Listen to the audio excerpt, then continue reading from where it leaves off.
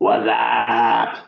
Welcome back to the podcast. We are back after a 1 week hiatus, joined by our usual suspects, 500 champ and vibe check. Welcome back, gentlemen. And joined by the newest married man in the league, Troy Hudson. Welcome back to the podcast. Welcome, welcome. Thank you, thank you.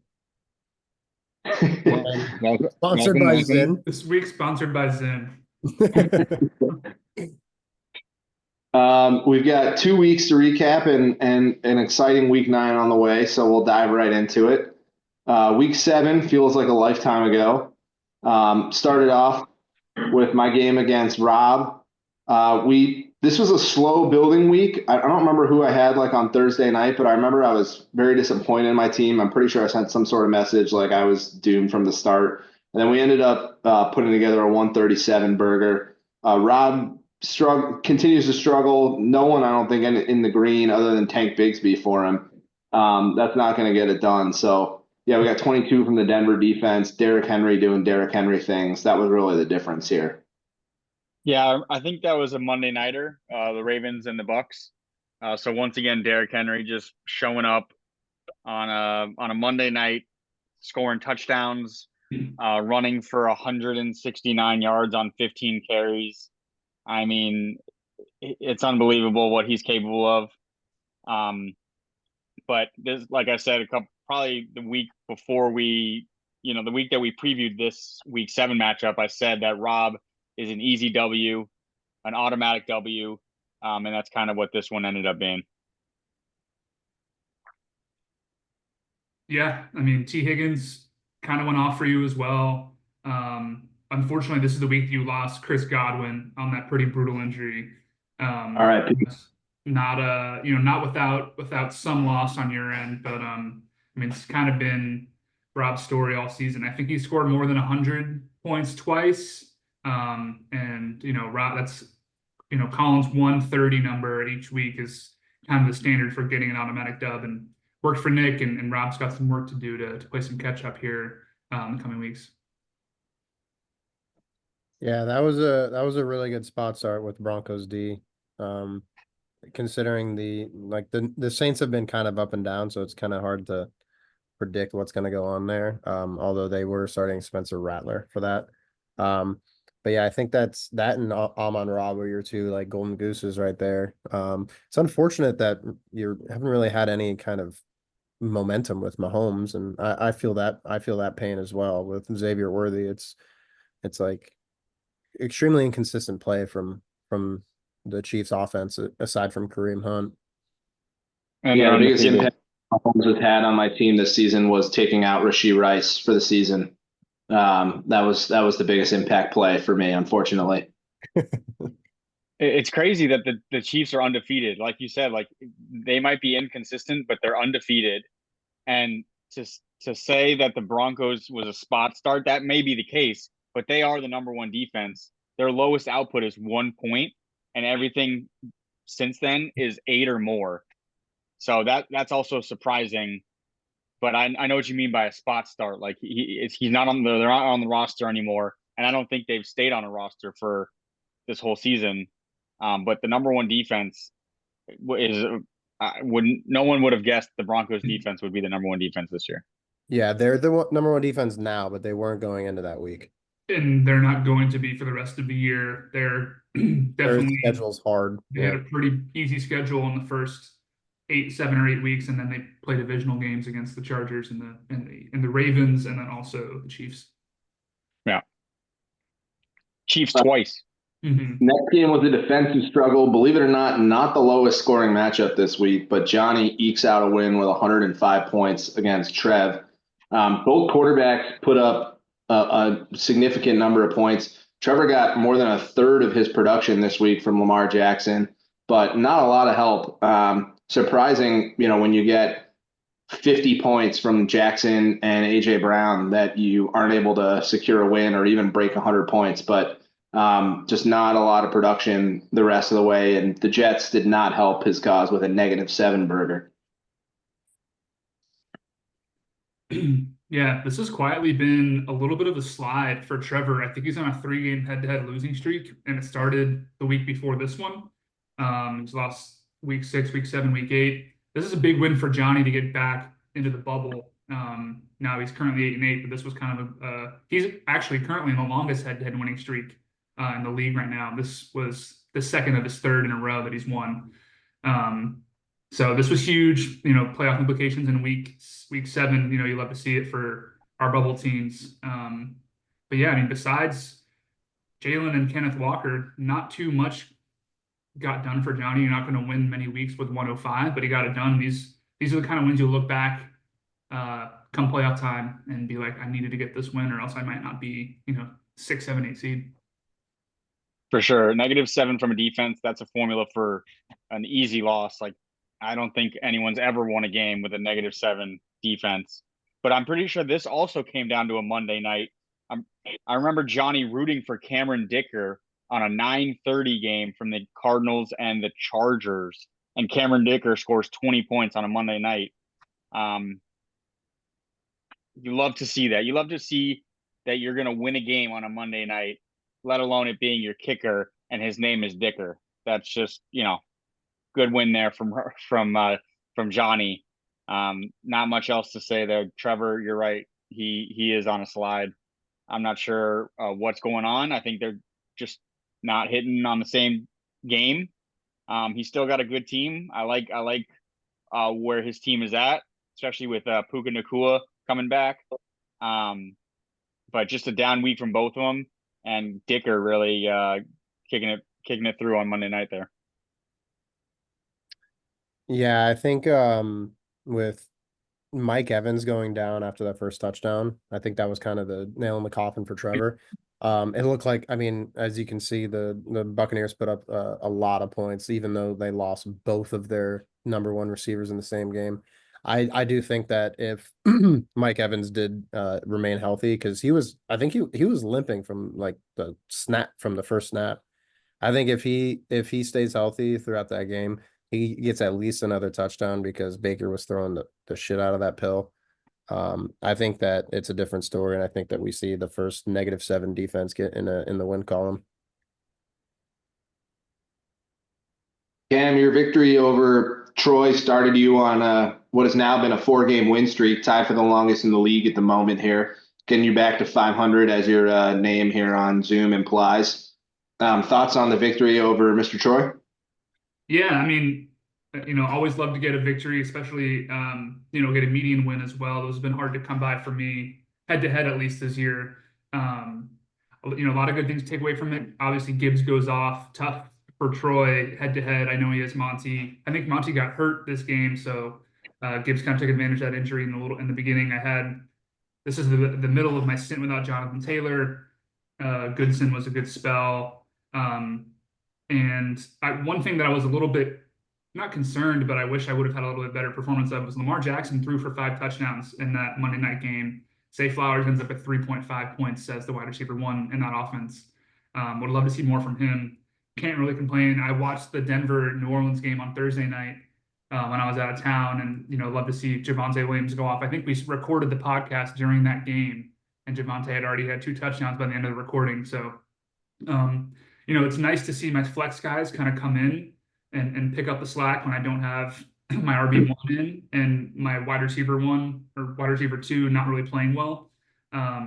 So yeah, I mean, thankfully, Troy's not been an easy out in many games this year, and he dropped basically 120, and I was lucky to walk away with a win. Yeah, it was pretty much an uphill battle from Thursday night when Javonte scored 25 on my head. I had that sinking feeling knowing going into the weekend that it was going to be a struggle.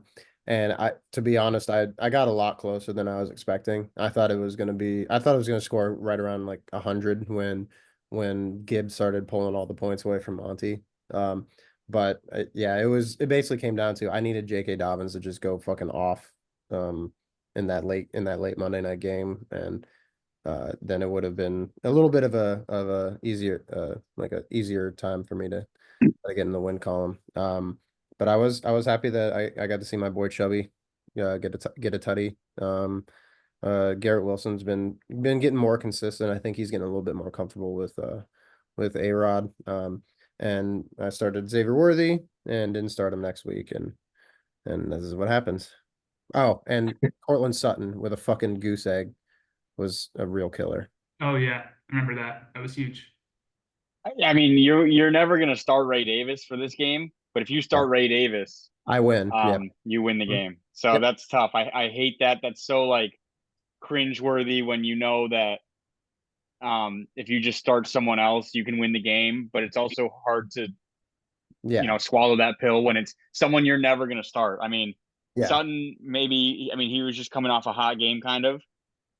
And he's the number one receiver in a team that's always fucking losing. So I'm like, there's Yeah. got to be something there. Yeah, and the fact that he dropped his 0, and it doesn't even look like he had any. He didn't even have a target. Yeah, It I was- mean, Man was just running for cardio. that's crazy. That's crazy. Man was just running for cardio. Oh, that was the game that they killed the Saints. That's why they didn't need to run. That was the Javante. Yep, Yeah, coming on out party. Thursday night. What I noticed here is I'm looking at Cam's team, and there's like 7 people in this game that Cam had that is not on his roster anymore. It doesn't I'm not sure if it says not on roster on your screen, Nick, but on the app it says literally 6 people are off roster from that game. I guess Cam is you're just moving people along. You get the win, and all right, you ain't good enough. We got to win by more. Is that the thought process here? A lot of those guys are on my bench. Goodson obviously was a spell until Jonathan Taylor comes back. I've got to hold on to Jameson until he comes back, even though I want to get rid of him. And then Chandler, Ad Mitchell, Conklin, Shaheed have just not been up to the neighbors gives me dick standard, so they hadn't had to let him go. I thought it was DK. Yeah. DK is Jesus French. Christ. I was like, what is that? I mean, I get it, but like, it doesn't really flow. It Yeah. was also a situation for Cam of I'd rather be lucky than good. He made a roster mistake here where you normally don't see that from one of the more cerebral managers. He started Javante in the flex and then was complaining later in the week that he now had to pick a running back. And I think he would have, if you had given him the choice at that point, picked one of his wide receivers to start over Goodson. And none of them on the bench ended up outscoring Goodson. So he ended up handcuffing himself, but handcuffing himself into a good problem to have. So got a little bit lucky there, but yeah, better to be lucky than good. Colin, I think you were the high scorer this week. You were, in fact, in your demolition of the Washington Commanders. How did you feel about this victory? Yeah, this one felt good. Everyone had a pretty solid game. Debo was sick, so can't really count that one. Demario Douglas was coming off a big game and then just didn't get it done over there in London. Not much to say there. Diggs had a slow game as well. In not really a shootout, but like a back and forth game there with the Packers. So other than that, everyone else had like their solid average game, I would say. Again, I'll say it again. Saquon Barkley's the only real guy on my team that can really pop off. I mean, Kareem Hunt down there, but he was just kind of a touchdown vulture, not a lot of yards, but 2 touchdowns. Saquon's my only guy that can really put up a big number. I just need everyone else to stay solid, and that's what happened. That's how you win. That's how I'm going to win games in this league. Is with Saquon doing his thing, 176 yards, and everyone else getting me, 12 to 15. I'm happy. 146 will get it done. Washington put up a good number, 123, but it's not 130. So no dice there. Yeah, you raised eyebrows in the draft, taking Saquon in the first round. We all commented on it on the podcast after the draft that was going to be one of the moves to watch throughout the season. He's running back 3. He's only scored less than 10 points one game, and he scored more than 25 3 different times. So that has proven to be a good draft pick. You did your scouting, you did your homework. Just like the Patriots, you went and got your guy, and it's worked out for you. Yeah, I'm actually. It's funny that you say I did my homework because I was not prepared to take Saquon Barkley. I thought it was between Breece Hall and I was looking at two guys, and it was Brees Hall and someone else, and both of them were gone, I think, or I think that's what happened. And then the best available was Justin Jefferson, and I already, you know, laid out my thoughts on him and what he was going to do with Sam, who the fuck Darnold. And so I just kind of pulled the trigger on Saquon Barkley. We were at a bachelor weekend. I might have had a drink or two. I might have had a smoke or two. So I went with the guy who I thought was the best athlete at the time. I did have to scroll down to find him, but it's working out. And it's funny that you say I did my homework, because I definitely did not. Yeah. This is an interesting week for Josh. You wouldn't expect Jaden Daniels, the superstar of 2024, to drop less than 6 points playing against the Carolina Panthers, where they score 40 points, right? I know he got hurt in this game, and Mariota spelled him and balled out as well. A little bit unfortunate there. Whenever I see Josh's team from this point forward, this is the first week after we made the trade, Chase Brown and Addison for ETN and Jamison Williams. Neither two players, for me, has scored a point since that trade, which has been abysmal. And Chase Brown looks to be the number one guy. So every time I see his team moving forward, I just cringe a little bit. It was the coming out party for Mark Andrews, who had been pretty much absent all season, right? Bucky Irving kind of made a name for himself in that Bucks backfield as well before the Sean Tucker game. So, all in all, kind of tough. I mean, I think Kareem Hunt, this is one of his first couple games after Pacheco gets hurt, and he's played really, really well in his absence. I don't know. I think Colin made some few like shrewd moves on the waiver wire with Hunt and plugging in some other folks, along the way. So I think this is a well managed victory. Yeah, Colin actually didn't pick up Hunt on the waiver wire. He just added him as a free agent. Oh, I remember seeing that come through because I was literally on my way to do the same thing, and he beat me by like 15 seconds, and I was like, that's gonna be a big fucking mistake. But I back to what Colin said about like his having only really one heavy hitter. I firmly disagree with that. I think Debo is I think he's a game away from just breaking out. There's not a lot of mouths to feed in that San Francisco offense right now. They lost Ayuk for the year. Obviously CMC's been pretty hard to keep track of. But I don't know. I think for me, I think it's just a matter of time for Debo. I mean, he's too consistent. He's too good. I mean, how many times have we just watched him just score touchdown after touchdown after touchdown, whether rushing, receiving? So I do think that your team deserves a little bit more credit than just riding the Quan train. I'd like to think that, I want to think that Debo Samuel's highest point total this year is only 19. It was only, he has been hurt. He's been in and out. It was 2021 when he was the number 2 receiver. Since then, he's been the 38 and then 12 receiver. So I don't know what to expect from him going forward. I'm going to have faith in him, but he hasn't done it this year. So I'm just putting all my faith in Saquon. Oh, what year is this? 21? It's 21. Yeah. Oh my God. Balled out. I mean, that's league winning there. That wins you a league. Yeah. I hope he can do that. I'm praying he can get back to that, but I haven't seen it yet this year. The kind of pace Godwin was on this year until I lost him again. Yeah, absolutely. We mentioned earlier Cam is one of 2 teams on a 4-game win streak. The other, Alex Applebaum, team double stack, fighting back from the 4-8 grave to get back to 500. Co-hottest team in the league against a sneaky Clorox team here, gets the win by 5 points or so. Good performance up and down the roster. We've talked about he kind of lives in and breathes by the Dirty Bird duos here that he's got between the Falcons and the Cardinals. And, even though the teams only scored 17 and 14 points respectively, he got a hell of a performance from the 4 guys he's got in fantasy for those teams. So a lot of yardage, a lot of catches, etc. Enough to carry team double stack to a dub. I mentioned this a couple weeks ago in regards to your team, Nick, about team optics and having guys on the same team next to each other. I can't tell you how infuriating it is to look at his team knowing he's got Cardinal, Falcon, Cardinal, Falcon. Just do a little Very good. switcheroo with the running backs, and we're good. But no, Alex has got to stir my pot without even knowing it. I didn't even mention it, and I was with him for 4 fucking days this weekend. Alex, you're gonna hear from me. If you don't change that in the next 48 to 72 hours, you will hear from me as the commissioner of this league. I will make something happen about it.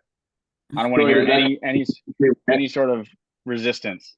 We're just gonna all get a notification that commissioner has made a roster change. We're gonna be like, what did he do? And all know. It wouldn't be a podcast without a commissioner hate rant, and I'm glad we got one for this week. At least it's a little bit more local this time instead of just at the Giants as a whole. Alex has been talking offline about how he's planning on being more active in this league, and I don't know if this has started maybe in the beginning of his 4-game win streak, but he's making the right moves. He's definitely in the thick of it right now. I think he's the 9 seed. Very much in play for making the playoffs. This was Amari's first week on Buffalo. I think, he still has some adjustments to make on that offense, but, at first I didn't really like the Drake London, ad and along with Bijan, but Drake London is quietly like the wide receiver 6 right now in fantasy. And as a burgeoning Falcons fan here in Atlanta, I think that's a great ad. Contrary to what Colin might have said about having 2 guys, the optics of having those 2 guys, I think it's a great ad. And if Alex's team is winning, that means the Falcons are probably winning, which is good for me. Yeah, I could give 2 shits about the Falcons. Yeah, I've been trying to pick apart Alex's team all season. Every time I send him a trade, he just rejects it without even considering it. Even though all my trades are fair, I don't care what anybody says. But yeah, just both of these teams I want someone from. So. And our last game of the week, Hut Hawk Tua takes down the Laporta Potties. Great name matchup. This was the lowest scoring game this week. Only 95 points here from Willie in a victory. We've talked about Willie's team is going to live and die by the Bills' offense. They actually put up 34 points, but none of his guys outscored their projections. And he had Shakir on the bench, who was the only one who did outscore his projection. Isaiah Likely riding the bench again. I think he was like a 50 fab spend in week 1. And, that move has not panned out so far for Willie, not the tight end that he thought he was getting. Just a tough week from Eric. 5 points from Stroud's not going to happen very often. The other 50-point ad in the league was Sean Tucker. He only put up 4 for Eric. So you have 2 of the splash to cash managers going head to head here in this one, and neither one getting a lot of production from their team. No, not at all. Not much to say here, really. I will say that this was the beginning of Willie's little comeback attempt here. He started off real hot to the season.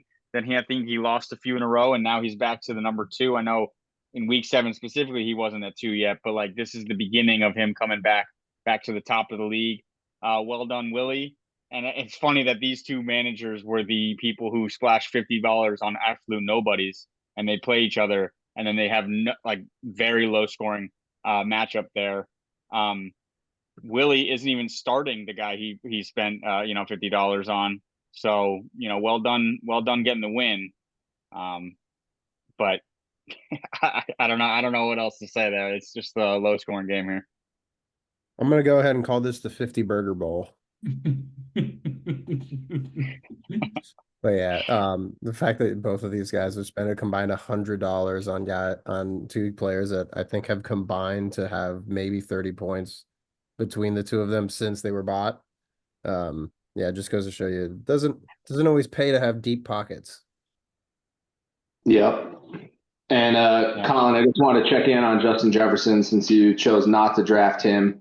He is only the number 25 player overall. However, he is the number 2 wide receiver. So that would have worked out okay for you. Not saying it was a bad move, because obviously Saquon has been outstanding as well. But just, a little bit of shade thrown at JJ, and I wanted to put some respect on his name here. Yeah, that's fair. You have every right to, as the host of the I Love Big Ass TDs podcast. You can have your spiel any day of the week.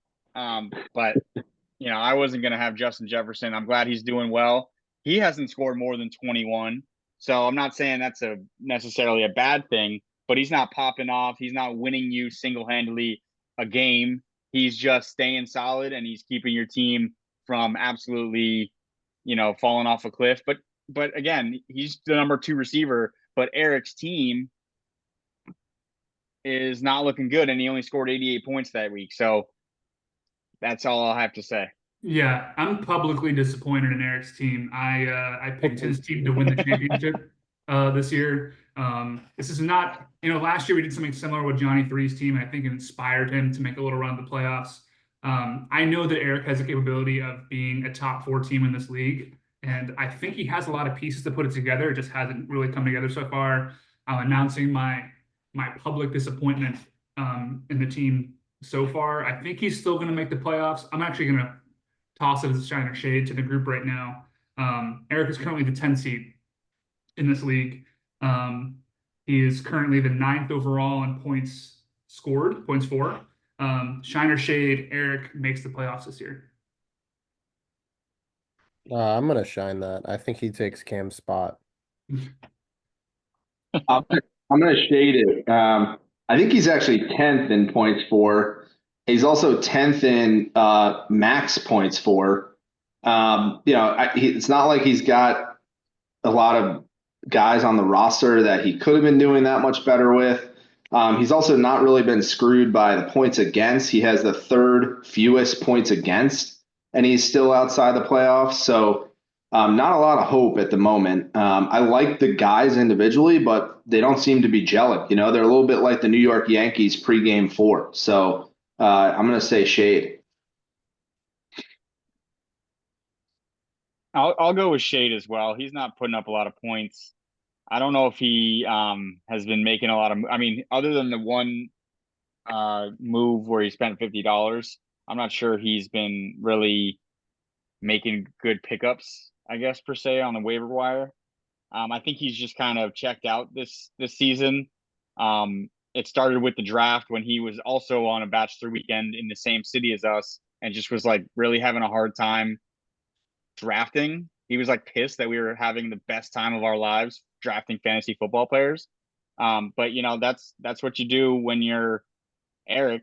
So I'm going to shade it. I don't think he makes the playoffs just because I think he's kind of checked out. He probably has a couple other leagues. We do actually know he has one other league, that bougie ass league where he has $200 in his pocket and he thinks that $50 ain't shit.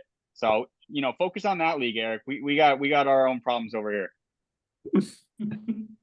Man, 2 rants in 1 week. We're not even through week 8. We've got another week to recap. That was great.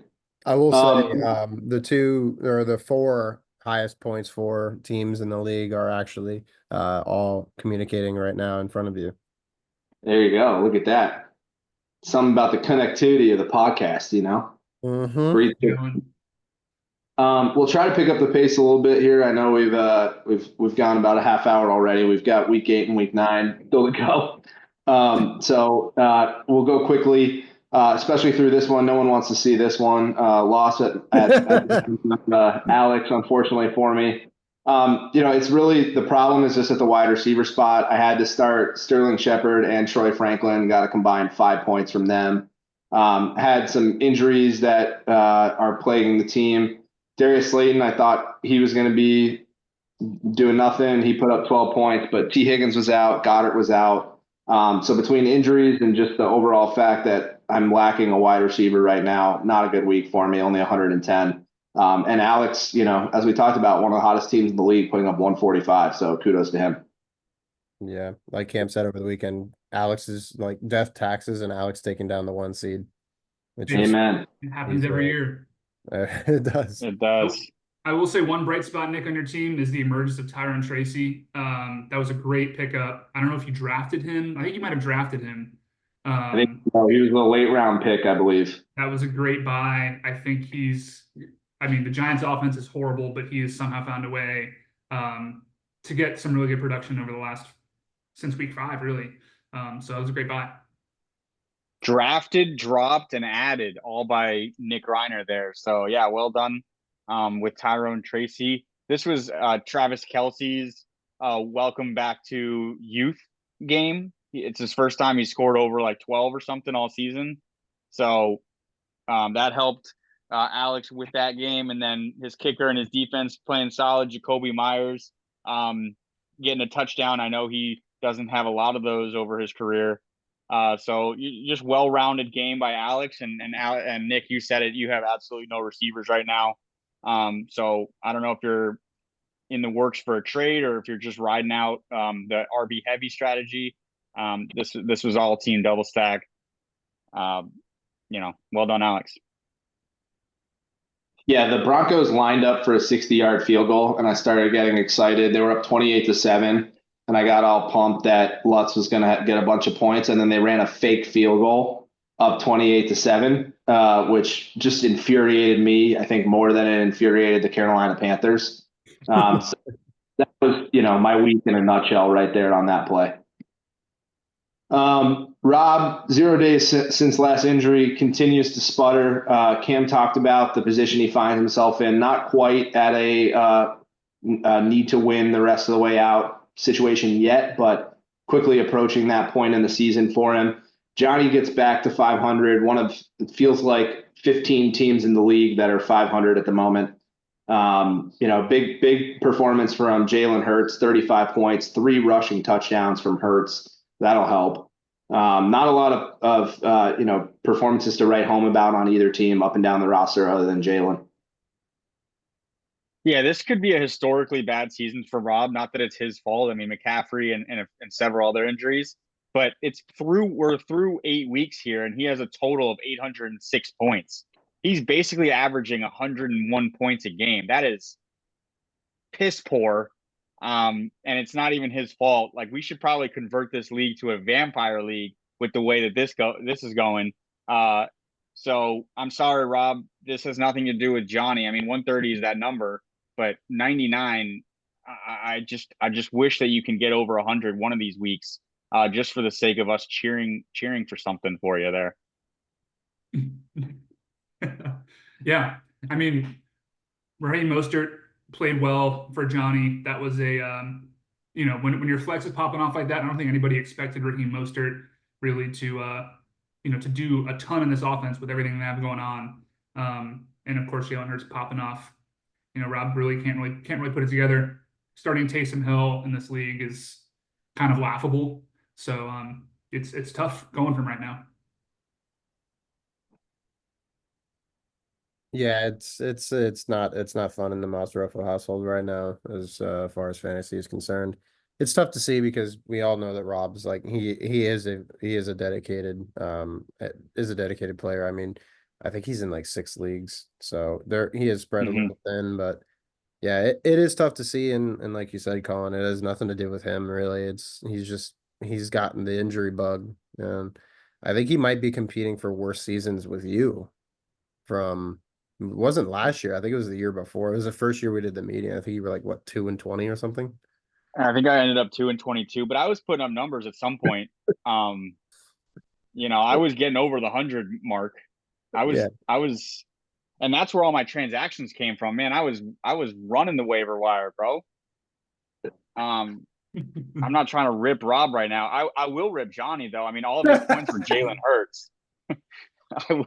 All of his points were Jalen Hurts. If Jalen Hurts doesn't play well, he might lose to Rob. I mean, 35 and it's a 37-point difference there. That's close. That's close, Johnny. What are you doing? Still would not have lost though. Colin had the only team in the history of fantasy that went 2-22, but still put up numbers. Pretty impressive.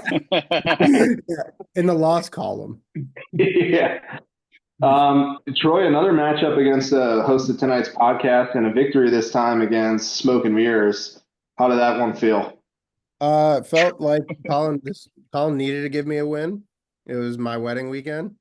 But yeah, we actually were all together watching these games, and it was one of those weeks where Every time I looked down, somebody else was doing something productive. So, I really would like to I think it was Willie that dropped Kate Otten. I'd really like to thank you for doing that. As soon as you dropped him, I freaked the fuck Eric. out because I was like, yeah, I'll go ahead and pick him up. And not a single one of you even like put a bid in, which wasted my money. But I finally got a tight end one this year. God damn you, Jason. And but yeah, it's one of those things where I think my team might be finally hitting its stride. We're getting healthy. I get Nico back, not this week, but I get him back next week. And with the Diggs injury, I think his value just skyrockets. So it's looking good over here for the Fighting Mudangs. I think Sutton and Bo Nix are starting to get a little bit of a mind meld going on. I was really, really hoping for that. I wish I could start the right fucking quarterback once in a while. That'd be nice. Um, but yeah, it was one of those weekends where I didn't really have to stress a whole lot. So that was nice. Yeah, Eric dropped Kate Otten, and you picked him up for Oh, Eric. $3. This was another game where Diggs gets hurt. I think probably in the third quarter, somewhere around there. So he doesn't finish the game. Debo Samuel's still working out an illness or something going on. And then Rico Dowdle just fucking pussies out of the game. He's like, you know what? I'm actually good. I don't feel like playing this week. So if I have three of those guys finish a game, and Jordan Love got hurt as well. He tore his ball sack or something like that. If any of those guys finish this game, I think I can put up a closer matchup here. But it was your wedding weekend, so you can take this as your wedding gift. And yeah, I'm a little worried about the Fighting Mudangs because, like you said, you are getting healthy. All these guys are finding their form. You have a tight end one for the first time I think you're ever in your history. Except for And Jimmy then if you Graham. That was my last tight end one, was fucking Jimmy Graham. Miami Hurricane legend Jimmy Graham. And then if you figure out your quarterback situation, yeah, this is a team to be reckoned with. And by team, I think the mean solution is just a Baker. pygmy hippo. Yeah. I think the solution is just Baker. It seems to be Baker. And you're running downhill this week with a matchup against Rob, so that always helps. That's a easy win there in the column. Just got to fight the median this week, really. I want to do a quick shine or shade with both of y'all, since it's relevant to the standings. So removing the first seed, looking at seeds 2 through 5 right now. Willie at 10-6, Colin at 9-7, Troy at 9-7, and Trevor at 9-7. Shine or shade, this is the order in which seeds 2 through 5 finish at the playoffs. Shade. Shade. I Yeah. looked a little bit ahead. I think I might sneak up into that 2 spot before the playoffs. That's possible. I think I'm still gonna. I think Willie's gonna drop. I don't think his team is that great. But your points against are about midway, and I have second in points against. So I'm fighting everyone's best shot, and you're just not. So I think that might change. I like I also just lost Diggs, and I've had some injuries lately. So I shade that they're gonna finish that way. I think I'll pass Willie. I think Troy will pass Willie. And I don't know what's going on with Trevor's team. So that's a shade for sure. Yeah, I'm gonna shade it too.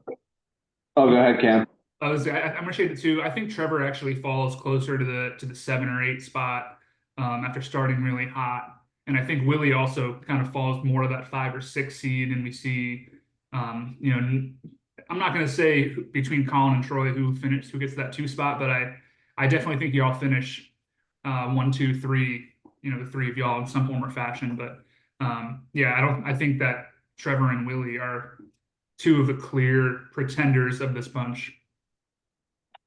I agree. I think to Troy's point, I was just looking at his schedule. So he's got about the same number of points so far as Colin. But in the last 4 weeks of the season, he doesn't play anyone who's higher than 8th right now in the standings. 3 of his 4 opponents are outside the playoffs at the moment. So in terms of strength of schedule, Troy probably has the easiest remaining strength of schedule, maybe in the entire league. So I'm going to give Troy the inside track at the 2 seed. I'll go one further. Shine or shade.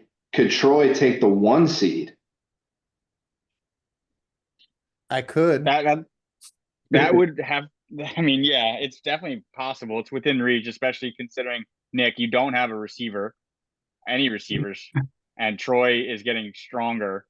But that would mean, you would have to be losing 2 in a row. Troy would have to be winning 2 in a row. Not saying it's not going to happen, but with the way that this league shuffles around week by week, it's very possible. I'm gonna shine it contingent with a condition. You guys don't play head to head, which would be very helpful on getting Troy closer to that 1 spot.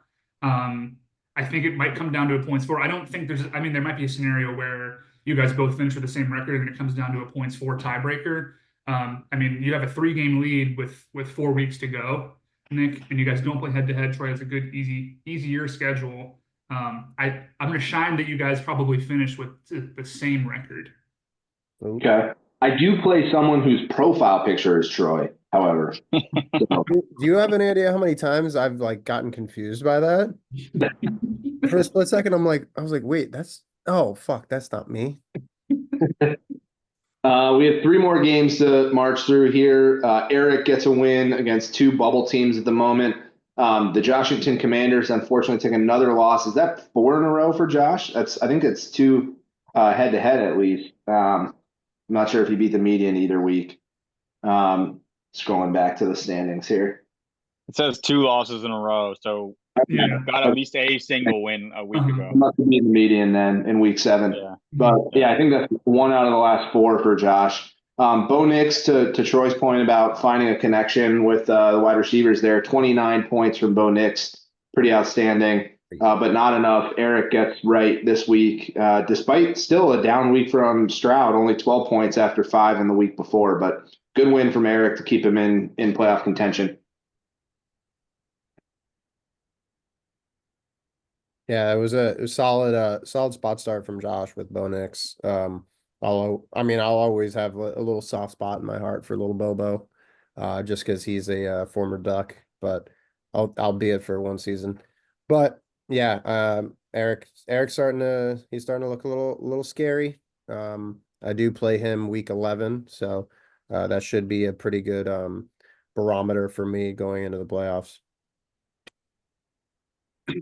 Just some observations here. Both teams started a -2 defense. You don't see that often. I guess he started Bo Nix because he thought Jaden Daniels wasn't going to play. Yeah. And then was the correct decision anyway. Shout out Lad McConkey, 26 from a rookie. You love to see rookies doing well. It's one of the most exciting parts about just sport in general is watching some young guys go do their thing and show out first year. Go dog. Well done, Eric. Joshington, you're gonna have to make something happen because I think you are on this slide. And these are 2. I know, I guess Eric's 7 and 9, but there's 4 teams that are 8 and 8, and you just love to see it. Yeah, I mean, like you said, Lad McConkey goes off. DeAndre Swift kind of coming into form quietly as a really solid RB2, fringe RB1. Again, I see Chase Brown is kind of turning it on for Josh's team. Hate to see that, of course. I wanted to point something out too. We talked earlier in this year about some of the best late round draft picks, and what I'm seeing here is, and he's gotten a little bit of publicity in our group chat. Chris Boswell is currently the number 31 overall fantasy player, number 1 kicker by far. That's been a great pick, and you don't usually highlight kickers unless they're Brandon Aubrey or Justin Tucker, but he's been very busy in that offense as far from scoring perspective. That might be one of the better late round picks in this draft. So got to commend. He didn't draft. He wasn't even drafted. Yeah, if you scroll down, you'll see something interesting. No, on the games, yeah, that shows you the history at the bottom. Oh wow. Yep. Wow. I mean, that's technically a late round pick because nobody even drafted him. But yeah, no, absolutely. That's crazy. I think we commented on one of the podcasts about the kickers that were picked up and the fact that Colin, I think you said like none of them was the number one kicker, and then Eric was like, "I guess I'll pick him up," and Yeah. guys continue to do well. If I would have been the guy to pick him up, but I'm happy with the Commanders kicker, Siebert. He was the number 2 at the time, and he still is. So, I have no problem with that. This is a crazy median week. Yeah, by Yeah. far the highest. No buy Record teams. breaking, yeah. No buy teams. Yeah, Week 8, no buys. It's so stupid. So fucking stupid. we There's have like like 14 buy. Yeah, week 14 is like 6 teams. the fucking worst. It's like, why? Cam, you were the high scorer this week, I think, against Jason. Put up a respectable 145. Thoughts on your victory here? Yeah, I was with the guys watching the 1 o'clock games. Really happy to see that Cedric Tillman popped off after getting him on the waivers. Absolutely love seeing Kyle Pitts doing his thing on tight end day. I feel like Kyle Pitts managers around the country have been waiting for this for years, it feels like, to get him going in this offense. Would love to see that continue, especially when I got the stack with Kirk Cousins. To Troy's point, what he had mentioned about in week 7, it just felt like everybody was kind of firing on all cylinders. I had to plug in Jalen McMillan and Cedric Tillman this week, so I was a little bit nervous about that, playing against a fellow bubble team and Jason. It just felt like everything was clicking. And then, Jason made a run for it on Monday night as well. It was getting close. I think he was near the median by the end of the week. I think it was like 138 this past week. I think one of the highest medians we've ever had in this league. But it felt good. It felt like everyone was firing on all cylinders. And glad that some of these folks are working out even when some of my trades don't. Even your bench not went off, but like you had some points on your bench. You weren't going to really play those guys necessarily, but it feels good when your entire team's showing up. It feels like you got firepower. You can go in and out of weeks, thinking that, you got plenty to choose from.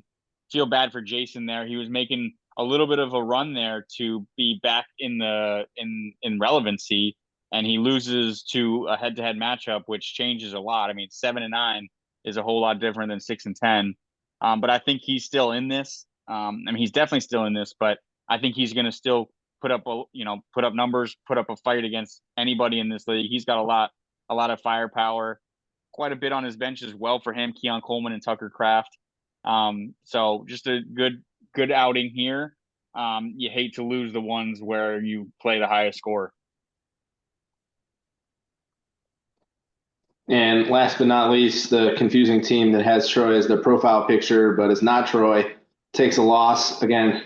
Who was the team that was actually the highest scorer by a point? I think they got Cam, Willie this week, 10-6, the current 2 seed. 2 teams that are very dangerous, as we've talked about. Jordan Mason, unfortunately, only 1.8 points. That's been one of the nice surprises of the season for a team. Obviously, with McCaffrey not playing to date, but he only gets 1 there. Another week where the Bills show up and Willie gets a win. That's kind of the way this goes. So he got 15 from Shakir, 27 from Cook, and 20 from Allen. That's going to help. Yep, a negative defense, but when you score 166 points, you don't give a shit about your defense. As a Patriots fan, I love seeing Ramondre Stevenson do well. I'll shout him out. Well done, Willie. I mean, this is what his team was doing at the beginning of the season. Maybe not 166, but just throwing up bigger numbers than the average team. He's still only averaging 120 points, so he's actually not scoring that many points per game. But I guess in the beginning of the season, he was just hot, and now he's looking to find his form again. Well done, Willie. CeeDee Lamb having his big season, or his big game of the season. I don't know if he's going to be able to continue anything of this caliber. But yeah, well done, Willie. There, that's how you get it done. Yeah, tough to lose when you score 160. Yeah. I want to see if he can kind of maintain this momentum. He's kind of been up and down all season with a couple of win streaks and loss streaks. If he can put it together, it can be scary, but I just don't have confidence that he can maintain consistency. Well, let's take a quick look at week 9. We're going to we're going to start keeping track of these picks. We're going to do sort of a celebrity guest pick standings, I think, as we go week by week as well. But we'll keep track of kind of the win and loss record here of the hosts as we make these picks. So I've got the Excel up. I'm ready to start typing and start logging these things. So I don't think we're going to go back and look at the prior podcast to compile a win-loss record. If anyone's bored and wants a research project, feel free to do that. Would be forever grateful. But I'm personally not going to go back and listen to the old ones, although we are starting now. So this week I face Eric. Again, I really have a lack of confidence in my team right now. I am potentially looking at trades to make to find a wide receiver somewhere. Obviously, we have T. I don't know if he can go. We have St. Brown, but Darius Slayton being my wide receiver 3, I do not love at the moment as much as he has helped over the last few weeks. So give me Eric. Yeah, I mean, you're averaging 133 points a game, and he's averaging 118. So just based on that, you should be getting this win. But as you said, you have several guys who might not even play this week. Limited misses practice. Tony Pollard, questionable, not in uniform on Wednesday. T. Higgins, you got a guy literally in your lineup that's still on the IR. I mean, I want to give you this, but I'm gonna have to pick Eric just based on you not having guys even on the field on Sunday or Monday. That's tough to overcome when they're literally not showing up. So I'll go with Eric here. I'm gonna I'm gonna have yeah, to go ahead. also go with Eric. Mhm. It's tough to overcome the injuries that Nick's experienced in the past couple weeks. And like, and Eric's got, I don't know, he looks like he's got, I mean, he's got the number 1 defense, number 1 kicker, number 2 receiver.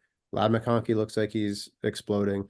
Josh Downs, now that he's got Joe Flacco, is probably going to be like that. Colts offense is probably going to actually move. He's got Kyron. The Rams look like they're resurgent, and he's got Stroud. I'm gonna have to take Eric. Yeah, this is a game where, I think Eric has a lot of players who are hot, to Troy's point. I like what's happening in Chicago with DeAndre Swift. I think Chris Olave is absolutely going to regress back to the meeting for where he should have been drafted earlier this year with Derek Carr coming back. I want to say that the worst 2 players in this game, with the exception of maybe Darius Slayton, might actually be the quarterbacks, which is kind of hard to say. I mean, CJ Stroud has not played well. Patrick Mahomes has not played well, even though he's in the MVP, hunt right now. I think if you can get a classic Mahomes game from him this week, this game is going to be really close. I think it's going to be a high-scoring game against Tampa Bay on Monday night. Depends on how CJ Stroud kind of shows up against the Jets. I'm gonna lean Eric on this one. I think it's gonna be closer than we think, but I think Nick has a solid chance if Mahomes puts up 25 or 30 Quickly, if you look at Patrick Mahomes' picture real quick. on the app, though. Oh, on the app. Okay, it's literally Patrick Starr on the app.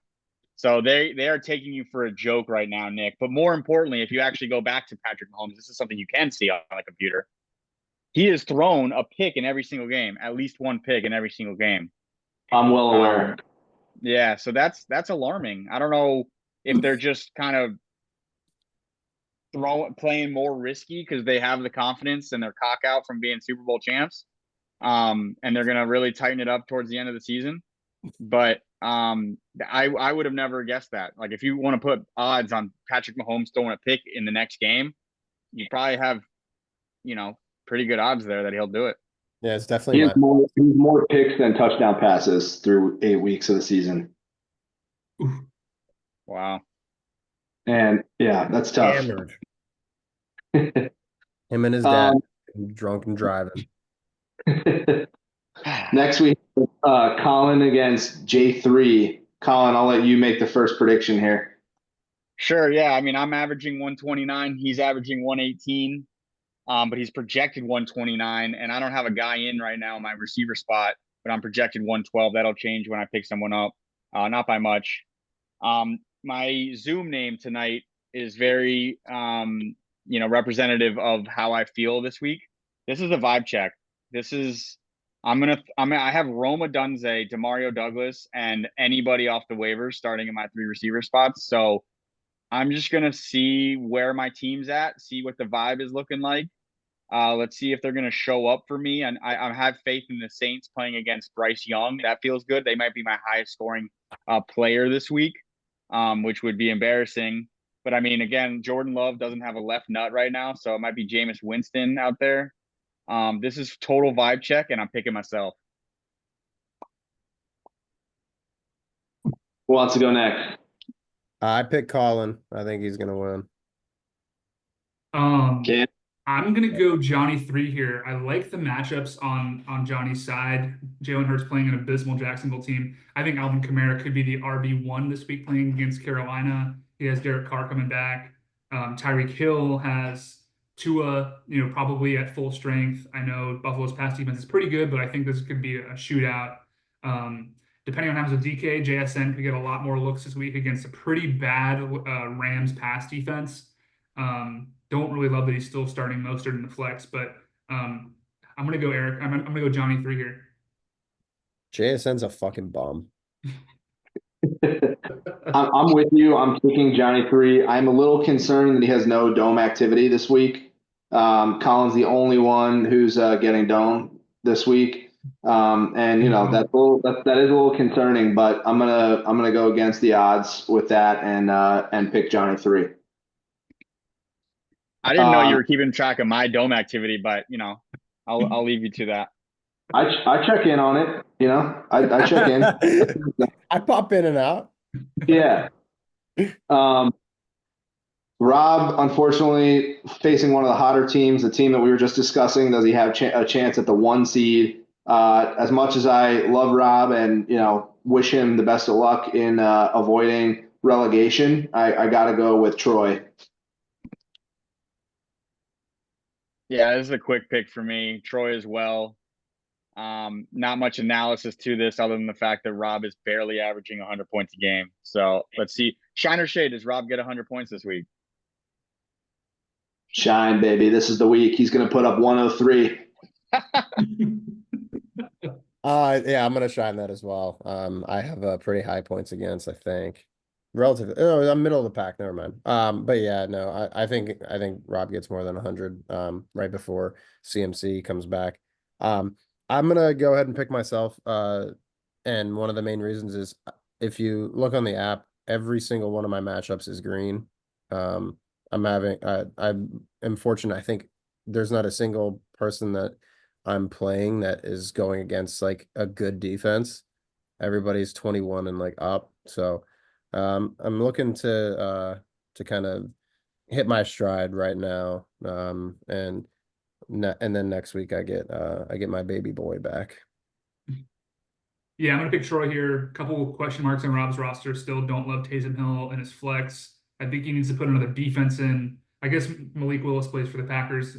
Detroit might be fine, but yeah, I'm gonna shine that Rob gets 101 and that Troy wins. Colin, did you pick this one? Did you pick Troy? Yeah, you I did. picked Troy, yes. I picked myself. I got you. Next up, 2 8-8 squads, the Washington Commanders against Team Double Stack.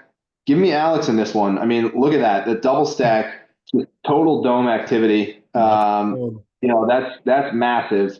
So, lots of dome activity for Team Double Stack. I think they bucked the trend of sleeper projections here and pull the upset. Yeah, I think Alex has got some BDE this weekend, some big dome energy. Hell yeah. Yeah, I think it's Alex. Just because Josh just always sucks at the end of the season. Like he just does. It's simple as that. It's like he just fucking sucks at the end of the season. What can you say? Yeah, Alex got to set his lineup. He's got a couple nights to do that. I don't think he has anyone tomorrow night. So unless he's playing Dalton Schultz, so he'll figure that out. This is a close one. I'll go with Josh. it's not quite the end of the season yet, so he's still got some juju in those bones. He doesn't have any questionable tags. It looks like everyone's pretty healthy. I'll go with Josh and the Washington Commanders because I kind of like that team name. It just kind of flows off the tongue. And with that, Josh is my pick. Yeah, I'm gonna go Alex here. I think that Cooper Kupp gets, he's kind of been playing like wide receiver one over the last couple weeks. I think he plays really well. I think the X factor in this game, out of all people who we've mentioned so far, is maybe Romeo Doubs. I want to see. I know he hasn't really played well with Malik Willis under center. If he plays poorly, I think Alex wins this game handily. So I think that he's the X factor in this game. Not last, but second to last up here, we have Trevor against Jason, two teams that feel like they're heading in opposite directions. Two of the teams that are almost identical in terms of points scored per week, and two of the lower teams in terms of start accuracy. Trevor's actually the lowest in terms of start accuracy so far this season. I say Trevor gets his lineup right. Jason's got to set his lineup, so the sleeper projection is off at the moment. But give me Trevor to pull out a win. Yeah, I'll go Trevor as well because Jason currently is on track to start Cam Akers, as he forgot how to draft running backs.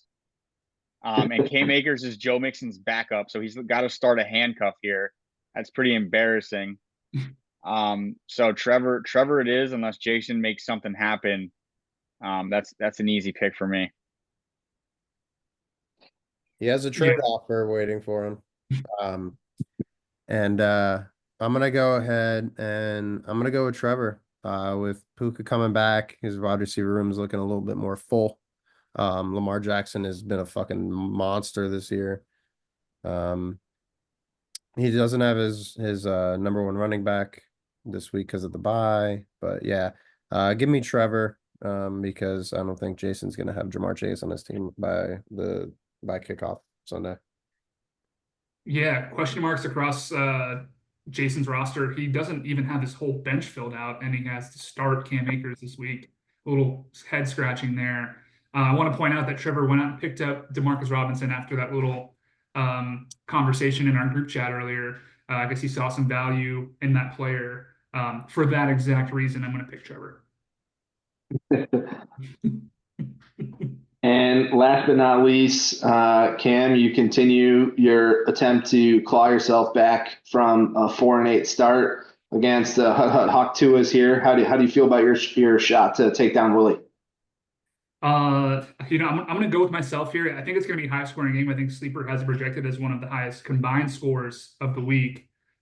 This is a huge game for me. I think Willie's currently, in the top. I think he's number two seed in the league right now.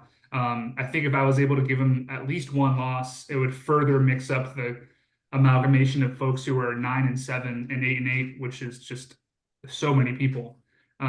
I kind of have an embarrassment of riches, and when I say riches, I mean mid-level quarterbacks that I have to choose from, and it's kind of giving me a difficult time thinking about who I want to play. I don't trust Dak Prescott at all. I know Stafford has Puka and Kupp, kind of at full strength now, and I love what's going on in Miami with Tua as he gets healthier. As of right now, I think I might stick with Kirk because Dallas's pass defense is horrible and they play in the dome. But really hoping that I can get DK Metcalf back this week. I know he's questionable, didn't practice today. But if I can get my core starters and not have to start Travis Etienne, I think I win. Yeah, I'm picking Cam because this is what he does. Pisses everyone off, including me when I have to pick up a quarterback this week and this guy's throwing money on Stafford. He already has 3 shit ass quarterbacks and he's picking up a 4th one just so I can't have one for this week. Yeah, Cam, and you can suck one too. Let's talk, baby. I mean, I have 2 top 5 quarterbacks. I don't need both. Well, I don't need a quarterback for more than 2 weeks because Love might not play this week, and then he's got to bye next week. So the next 2 weeks, I need a quarterback. But beyond that, I am not paying the price for top 5. That's 4 games. I'm not paying the price for a top 5 QB. I'm gonna go ahead and pick Willie, simply for the fact that the Bills just absolutely fucking dog walk the Dolphins every time they play them. There's a pretty good chance that Josh Allen throws like fucking 6 touchdowns, and 3 of them are to James Cook. And just based on the Miami Dolphins of 2024, I think that the Bills are gonna absolutely fucking dog walk us, and that's like half his team. So I'm gonna go ahead and pick Willie. I'm going to say this is the highest scoring matchup this week. I think both teams beat the median, but I think Cam pulls out a win. I still don't love having 3 guys on the same team in your starting lineup. And even if Buffalo puts up a lot of points, I could see, a situation where maybe Allen is throwing the touchdowns to someone other than Shakir to put up those points, or, maybe James Cook has a fumble or doesn't get the goal line touches or something. So, give me just enough output from Cam's team to beat Willie. I'll say 150 to 145 here this week. Let's go. Wow. So that wraps it, unless folks have anything else they want to talk about here. Um, I mean, I just want to take one last look at the standings because we're at a critical point here, 4 weeks left in the season. A massive traffic jam from the 3 seed to the 10 seed, separated by just 2 games. I mean, this whole thing can flip on its head with just this week, right? With a head-to-head and a median win. I don't know. Any points of note for the bubble teams right now? Well, I'll say Willie's the only guy who can catch up to Nick this week. I don't think that's going to happen, even though Troy just picked Willie. But for the rest of us, I mean, it's just going to continue to be a shuffle. I'm kind of pulling for Jason for the fact of staying in it. I'm having all top 11 seeds be in the mix and anybody's season going into the playoffs here. But this is what I love to see as a commissioner and as a coach in this league is competition. Everyone's really gearing up for this final stretch here. Sounds like at least 3 or 4 of us in this podcast alone are sending out trades. So this is a highly active league, and that's exactly what I hope for every year. Yeah, so we've got 8 games left to play, and that there's 4 weeks left in the regular season, right? So right now, a 500 team is outside the playoffs. Shine or shade, do you think someone who finishes 500 or better, so 12-12 or better, misses the playoffs at the end of it? I'm gonna shine. No, I'm gonna shade that. I think 500 gets you in. Mm-hmm. Yeah, I think 500 gets you in. Yeah, So I'm gonna shoot that the too. 9th seed will be below 500. Oh, sorry, I misheard the question. Yeah, I mean, like, will there be a team that's 500 or better that misses the playoffs, or will 500 guarantee you a playoff spot? I don't think 500 guarantees you a playoff spot. I think your points for is gonna have to be up there for tiebreakers. I don't know. I mean, last year a 10-14 Spunky Pickle team got into the 8 seed. The 1 seed. Yes, you did beat the 1 seed. Right. So I don't know. I think previously in 11 and 13, like in 2022, I think an 11-13 seed was, I think it was me as the 8 seed. I don't know. I think this league there's too much parity. I think there's going to be a 500 team that sneaks into the playoffs. Yeah. You think there's a 500 team that's left out is the question though? No. I think I think there's going to be a team that's below 500 that makes the playoffs. No, I will shine that a 500 team does not make the playoffs because I think I'm on probability side here. If the playoffs were to start next week, we have that. And there's 8 teams that are getting in. So if any of those 4 teams that are 8-8 go 500, which is likely, and the points stay relatively the same, I think probability is on the side that a 500 team will miss the playoff. Yeah. I feel like Cam's going to do some math tonight on what the odds are of this happening. It has to be it has to be above a 50% chance just because of the current standings right now. I would imagine it's got to be pretty high. And by pretty high, I mean above 50%. That's valid. I shine it too. I think the 9 seed could be a 500 team, could be 12-12. It could be just one of those weird years where everyone is so bunched. I think I'm coming back to the pack. I don't think I'm gonna finish with maybe more than 14 or 15 wins, best case scenario. So I think there's wins out there. We don't have a dominant 1 seed like we've had in some past seasons to just hand out a bunch of losses to people. I mean, as much as we've been dogging on Rob, playing him looks like a win right now. So there's, wins to be had both by playing the 1 seed and the 12 seed. You could end up with a 9 seed at 500 or probably not better, but at 500. Yeah, one final question to pose to y'all, and we can do our homework on this. What do you think the number 1 best steal of the draft was? I have my pick.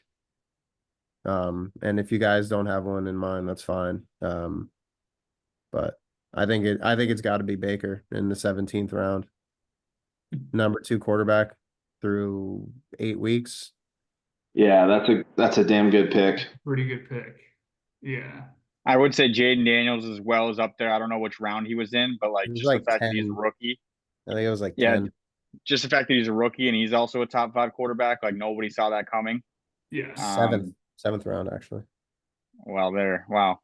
Yeah. He was also drafted as the starter for his team for Joshington. So a little much higher risk, I would say. I think you drafted Burrow earlier in the draft, but I mean that Baker in the 17th is a crazy pull. Yeah.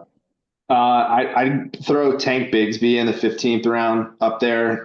He looks like he might be running back 1 going forward in Jacksonville. We'll see. But he certainly has been the last couple of weeks. That was That's a good good pick. But yeah, I think Baker in the 17th, as far as like diamond in the rough, probably at the top of the list. Yeah. Jake Moody in the 18th won me week 1 and was looking like a stud until he was hurt. Yeah, I think that's a good call. Nice. Any other thoughts, or should we wrap up here? I think that'll do it. That'll do it. All right. Well, best of luck to all in week 9, and we look forward to seeing you same time next week. Thank you, Josh. Rings up. Rings up, bitch. This is for Josh.